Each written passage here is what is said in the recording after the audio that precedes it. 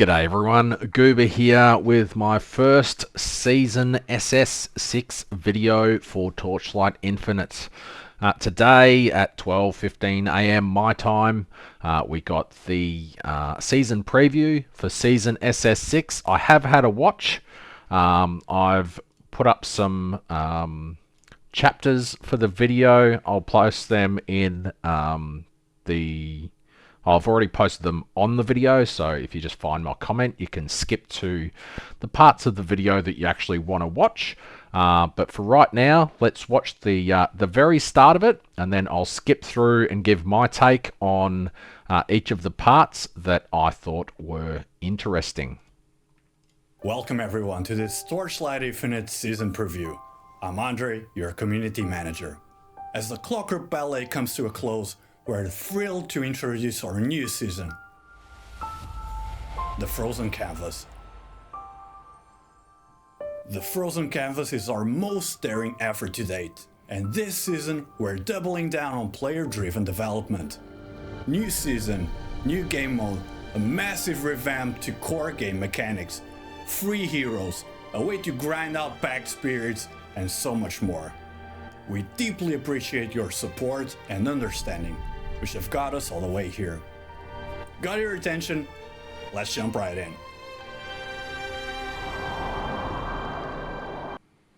So first up, it's going to go over the new season mechanic. I like the look of it. It looks like it may be a little bit slow. However, it reminds me of the Nightmares season, which everyone knows is my favorite season by far. So let's have a little bit of a look, and then I'll skip through the video to the time marks that I have set.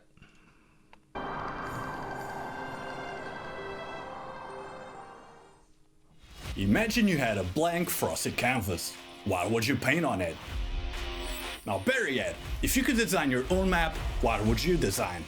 Welcome to the Frozen Canvas. Meet the Snow Owl, our brand new NPC, who brings the magic of the snowfield to life.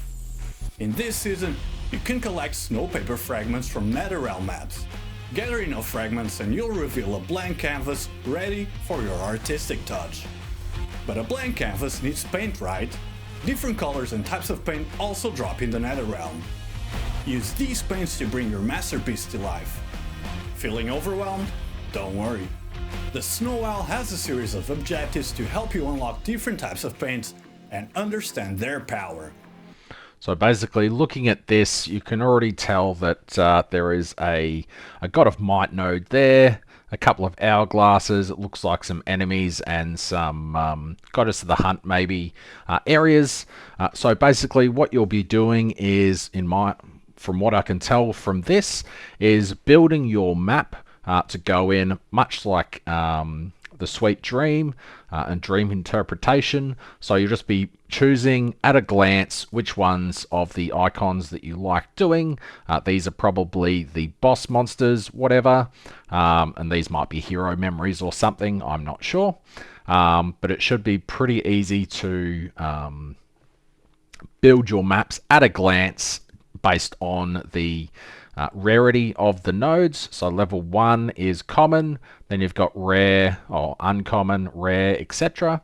And no doubt there will be rainbow, etc. ones as well. I'm going to skip forward now and go to the new hero.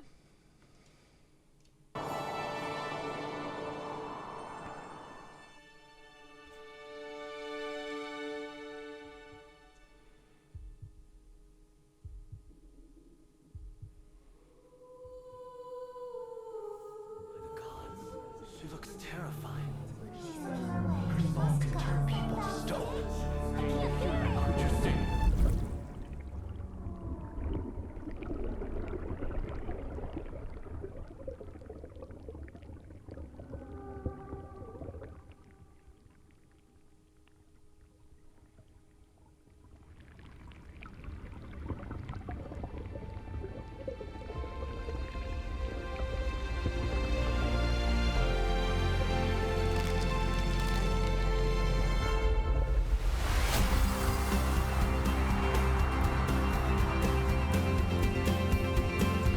Kind of seems like an Aquaman idol K-pop vibe, which is pretty funny.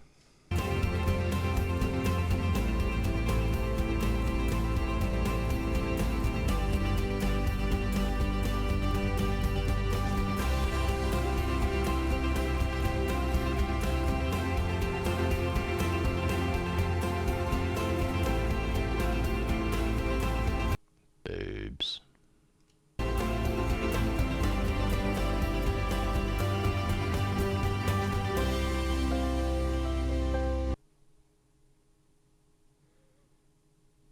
Don't know why the music just cut out then, but whatever. Maybe they stole some copyrighted stuff. I This don't know. new season brings Selena, the Tide Whisperer. Selena hails from a sea woven of countless sweet dreams, where she sang day and night for an elusive dreamscape. It wasn't until she set foot on this land that she truly understood the meaning of her songs. As the first shape-shifting hero in Torchlight Infinite, Selena brings a unique and dynamic playstyle to the game. When walking on land, Selena can enter the Bard state, Which looks pretty boring, but the second state that she goes into, which is here, looks kind of cool. In this state, she trades higher damage for lower movement speed and reduced attack and cast speed. If the oversight wands are still in the game, then reduced movement speed's not going to be a thing. You're going to be able to zoom around, so it's going to be pretty cool anyway. And this looks like it's cosmetics that you can get through the game. Let's skip forward to the skills, which look interesting, but in the same breath, I hope the drop rate is really high because you're going to need a lot of the same skill to level them up. For the skill system, one that will revolutionize your gameplay experience. This update overhauls the vast majority of active skills, transforming familiar abilities and breathing new life into lesser known ones. We've introduced several exclusive support skills for a wide range of active abilities. When you equip these exclusive skills in skill support slot 3 and 5, not only will you see a boost in skill damage, but you'll also experience completely new skill forms and effects. Great I missed that when I was watching it myself in skill slot 3 and 5, so it's limited to those slots. Interesting. enriching your combat experience. Curious about these new effects? Let me show you. First up is the exclusive support skill for Split Shot. Split Shot Rapid Advance. This turns Split Shot into a channel skill. Which is one of the most annoying things about a lot of heroes, is the stutter step. That's why I don't like base boom moto, because you always have to stop to cast. Hopefully there's an earlier version of the boom moto that you don't have to get the activation mediums for, but we'll soon see. And the other one that looks pretty overpowered is Whirlwind. Looks like it's back. Its exclusive support skill, Whirling Blade. This adds the projectile tag to Whirlwind, letting you leverage relevant mechanics to build a more powerful and fun playstyle. Ranged Whirlwind, that'll never be overpowered, will it? Anywho, let's go to core gameplay changes. Next up, core gameplay changes. Last season we made massive changes to our crafting system, which And they sucked majorly. opened up the doors to, a lot of really Sorry about that. I was rudely interrupted by Roblox. build strength. However, many of you reported that ongoing seasons of development were leading to an overly complex and convoluted gameplay experience, while at the same time asking for more direct and perceptible gameplay. At the same time, many players were hitting a wall too early in the season, feeling like there's nothing to do once you reach a certain point. The lack of in-game content made the experience feel more short-lived than we hoped for. And this season has been revamped. There is more time marks, more difficulty, more squishiness, and they streamlined skills by adding 5,000 different skills. Or 100, whatever. In addition of continuous addition of new leveling and core mechanics, the damage output of each season showed significant inflation. The training dummy's damage limit even had to be increased from 100 million to 50 trillion. 50 trillion. It was 5 trillion, but sure. You know, it kinda almost felt like power creep in some cheesy anime. We believe this power creep and stat inflation also diminishes the player's sense of achievement. We've taken your feedback seriously and reflected on these issues. We need goals that require a reasonable amount of effort while still being fair and easily perceptible. A satisfying growth journey and rich endgame challenges to keep things exciting. I mean, it still looks like you're hitting for hundreds of billions, so... what's he got? 285,000 life? I wish that was achievable. So, what have we actually done? We've addressed these issues in two ways. One, by overhauling the core leveling mechanics. And two, by offering better in-game content and better in-game incentives. First, we'll go over the adjustments to the game's core mechanics, focusing on attribute balancing, a crafting rework, and a rework to the... And if you want to watch that, the link to the video is in the description. Otherwise, this video would go on for, an hour or so. So there is an overhaul of core game mechanics. They're going to focus more on stats and stuff, which you'll get to see a little bit more of in the crafting streamline. Crafting has been overhauled. Prototypes have been removed, which is fantastic because they sucked. Legendary crafting has been removed. They have reintroduced corrosion of rare gear, and that is the only way, I believe, that you can get tier 0. And when you corrode gear to go to tier 0, it binds to your account. So you will be able to craft up to tier 1 and sell it, and then the buyer will be able to go for the ultimate chance and go for the tier 0s. So if you see tier 0s on someone, unfortunately you can't buy that gear off them. So you'll have to look out for that. It looks pretty interesting the way that they're doing the stats. So 2 roles will be the drop, the stats. I believe they can't be changed through crafting. So eventually you're just going to have your filtering to tier 1s, and other than that you don't really care. So a good filter is going to be very important, and as you can see, they have brought back some of the embers. It's just a common, advanced, and ultimate ember. So it's not the 30 different types of embers that they had once upon a time. They're just reusing a couple of them, and if it is 1 flame elementium, that's pretty cheap, depending how often these other embers drop.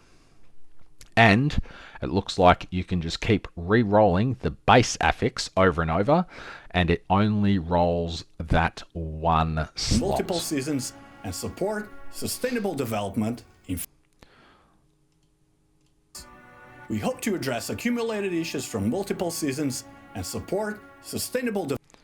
And the ultimate ones are, just your average ones. Hopefully, if you don't like these, you can just choose one of the other ones to fill in that last slot, and you're not tied into using the ultimate affixes, because at least for me, those are all kind of garbage. But maybe it's just because it's a strength chest. No, not really. I'd want more max life or something.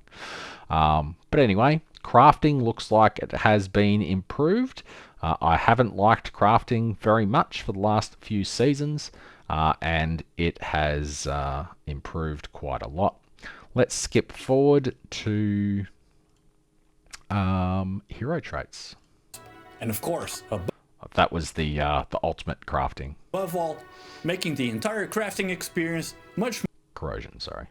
more enjoyable, clear, and distinct. Next up on our changes to core gameplay mechanics, hero traits. Hero traits are the starting point for any build, and a crucial piece of the puzzle when constructing one. As the seasons progress and mechanics pile on, hero builds have become increasingly complex, and according to some players, too challenging to understand and manage. Additionally, according to our data, this complexity creep has led to an imbalance between heroes, affecting the richness and variety of the game's meta. This season we're excited to announce that we're streamlining hero traits and hero memories. Normally, when you streamline something, you reduce the amount. That is not streamline. Anyway, I won't get into this because I don't really understand it very much, and let's get to the juicy stuff, which is the end game and the free-to-play model of SS6, which is what I'm most excited for. Next is a brand new daily boss challenge, Boss Conquest. Players will face the reawakened Golden Havoc or Drac. Each challenge has a 3-minute time limit, and you're allowed 3 revives. If you've played any mobile game that is a Chinese MOBA game, mobile game, there is one of these bosses that you just smash your face against it for 3 minutes. At the end, you get loot. That's pretty much what this daily boss is, and it has a number of rewards and stuff that you can get every day, which is kind of cool. An important step in addressing community feedback and making Torchlight appealing to an even broader audience. The Frozen Canvas also brings some exciting changes to the Nether realm.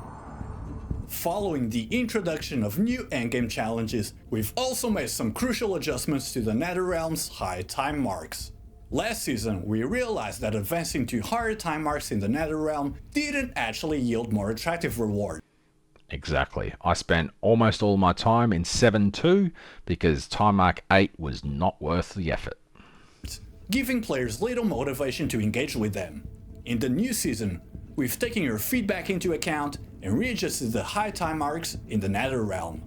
We've removed time marks 8-3 and 8-4 and introduced profound time mark 8. Why not just make it time mark 9?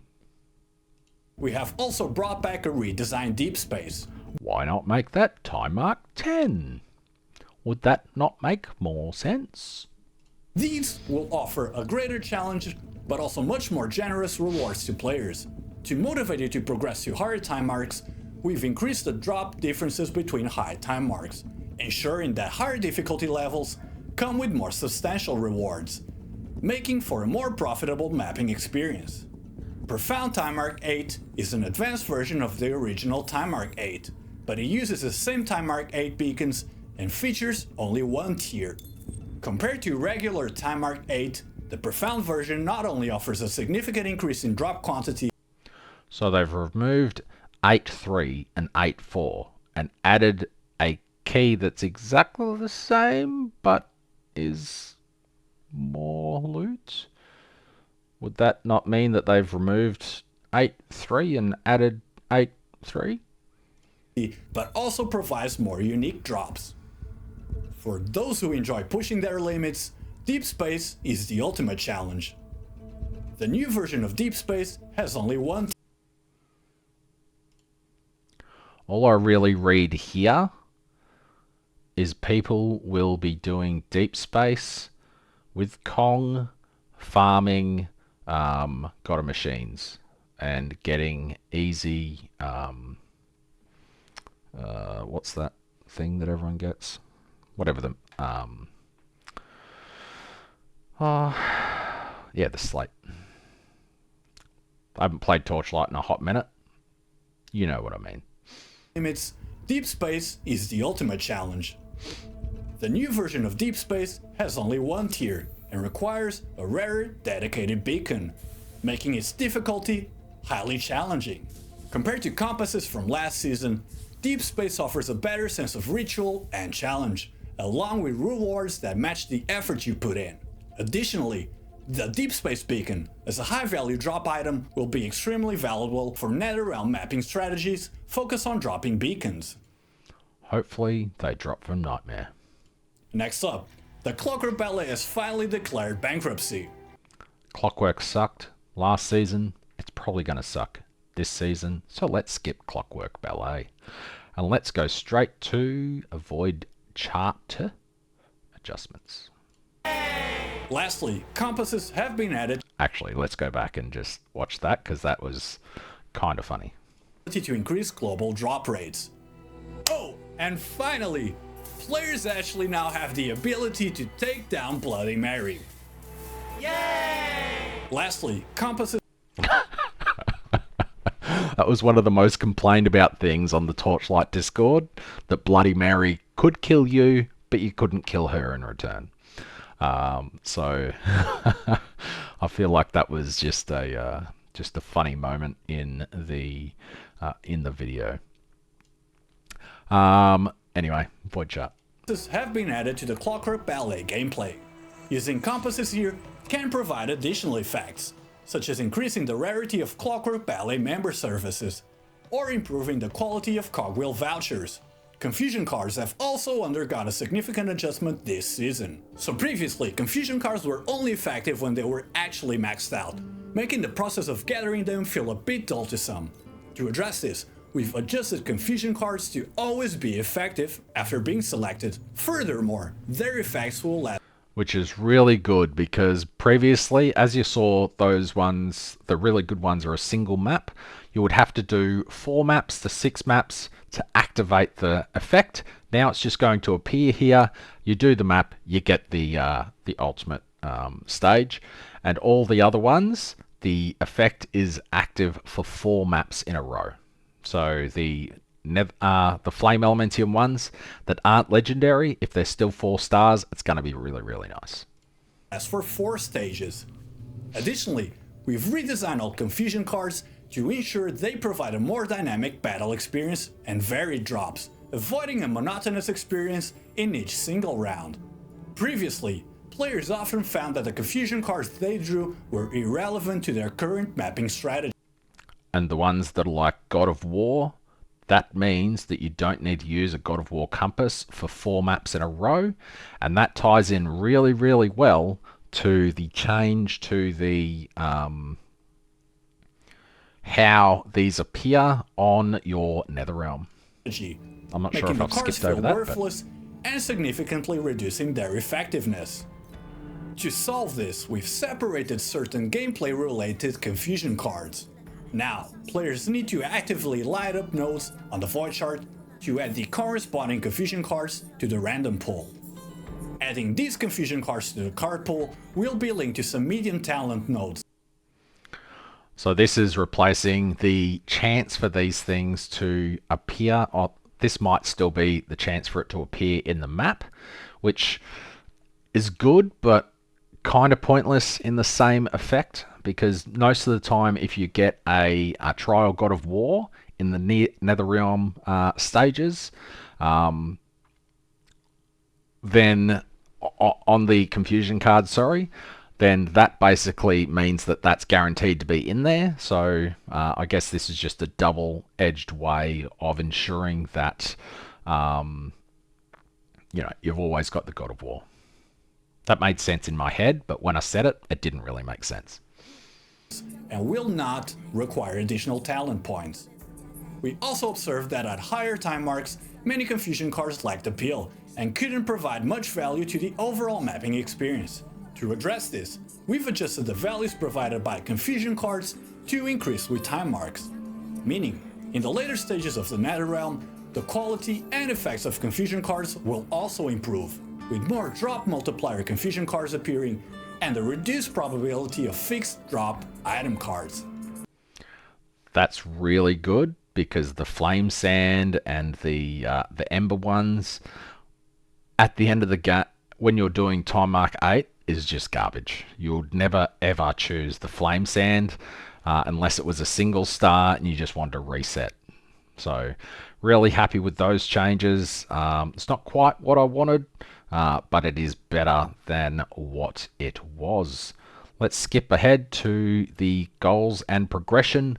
I think these are really good, and free-to-play players are really going to love this season. We'll balance the importance of damage and survival, and hopefully address the issue of monotonous endgame combat. Next up, clearer goals and progression. In the past, Players were expected to go through the Nether Realm and the Path of the Brave with little, if any, guidance. This season we are introducing a brand new, clearly delineated system. The Path of Progression offers a plethora of objectives and challenges. By completing these objectives, you can learn hands-on about various systems and gameplay elements, and better understand their future upgrade path and use case scenarios. You can also receive extremely generous stat rewards from the Path of Progression, including but not limited to talent nodes, star talents, fuel and amber drop quantity bonus, and XP bonuses. Note, only one character per account actually needs to complete these objectives, and all other characters will enjoy these bonuses, allowing new characters to start off strong. Additionally, the Path of Progression also provides numerous item rewards, such as a large number of Jagged Primo Crisps, Pack Spirit Crystals, and other precious rewards. The objectives in the Path of Progression will reset every season, so remember to check back in future seasons even if you're a veteran player.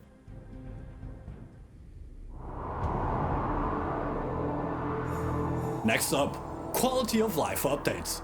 We made sure to include as much as possible of your most requested features into this season's development. Let's quickly go over them. UI optimization. The mobile version now features a customizable button UI, allowing you to adjust the button size, position, and transparency to your liking. Additionally, most non-combat UI elements can be hidden, giving you the freedom to select the layout that best suits your gameplay. The Trade House now has a search history feature, saving several recent advanced search records to help you replicate search criteria and obtain desired items more conveniently. We've optimized the Trade House interface for PC, increased Yeah, that's kind of cool. Next. For instance, typing Ignite in the help manual will show next. you easier to build your own build.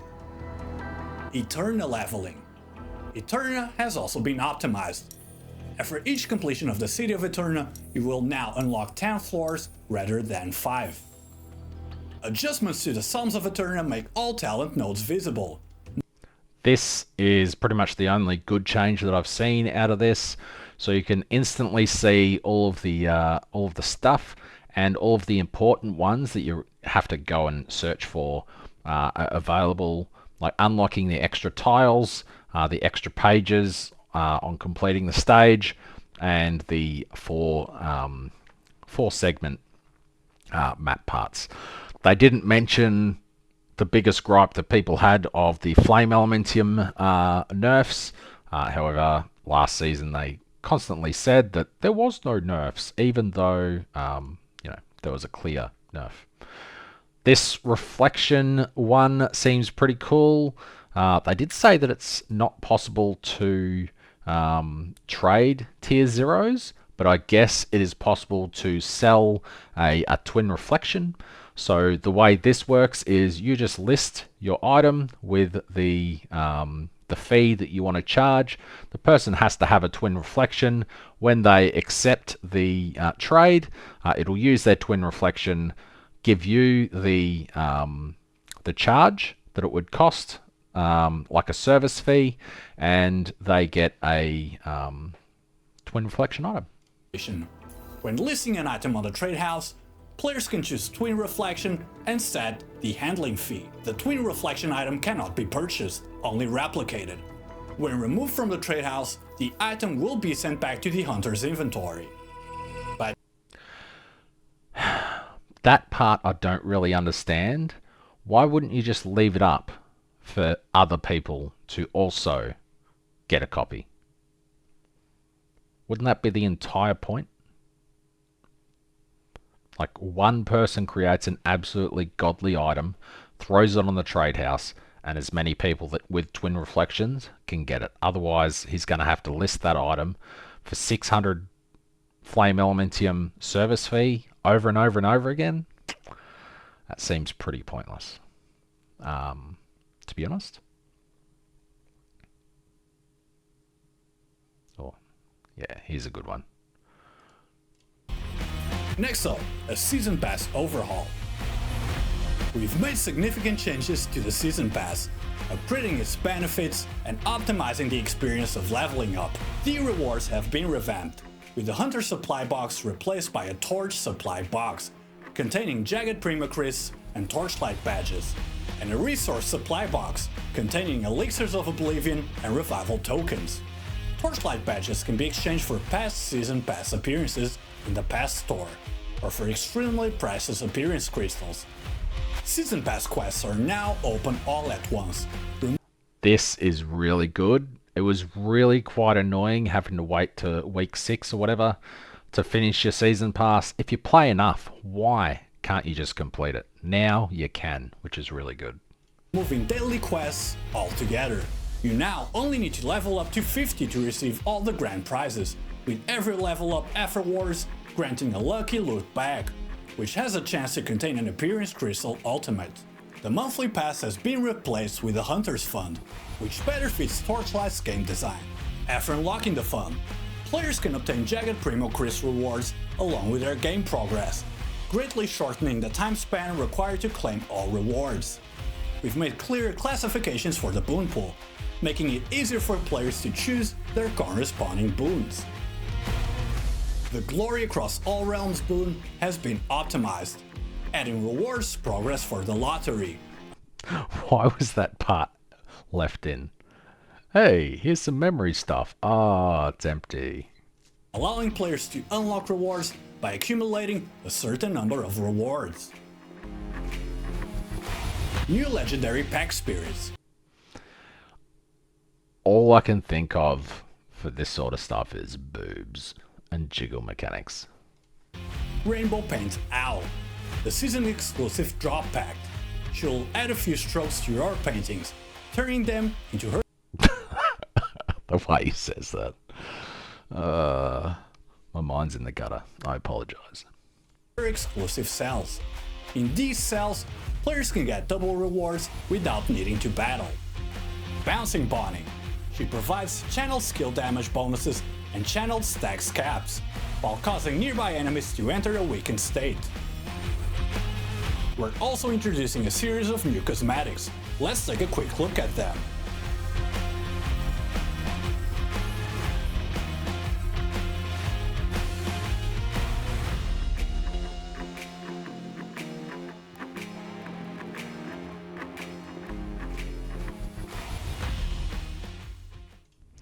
There was a bit of lack of male cosmetics, but, you know, they know their audience.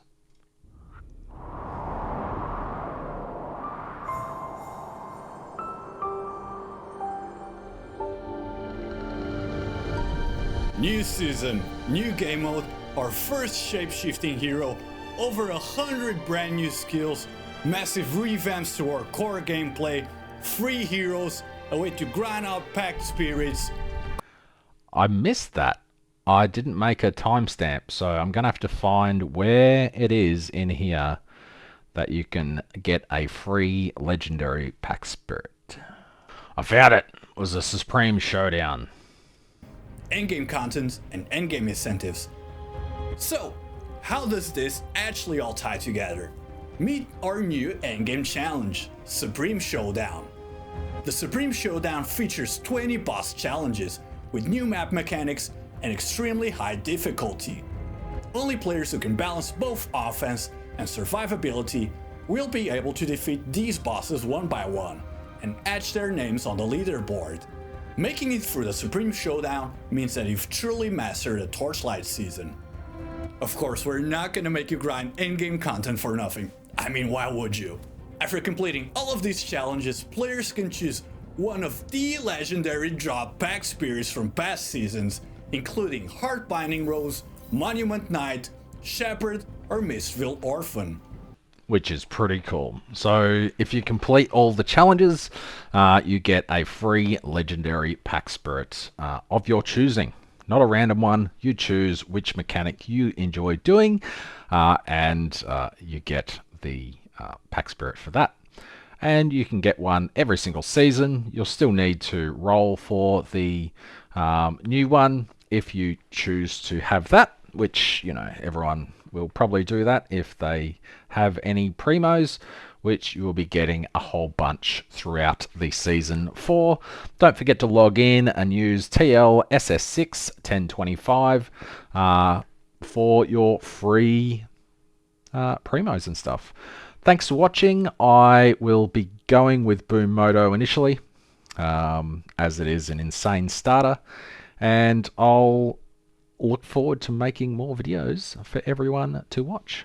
Alright, catch you later, and have a good day.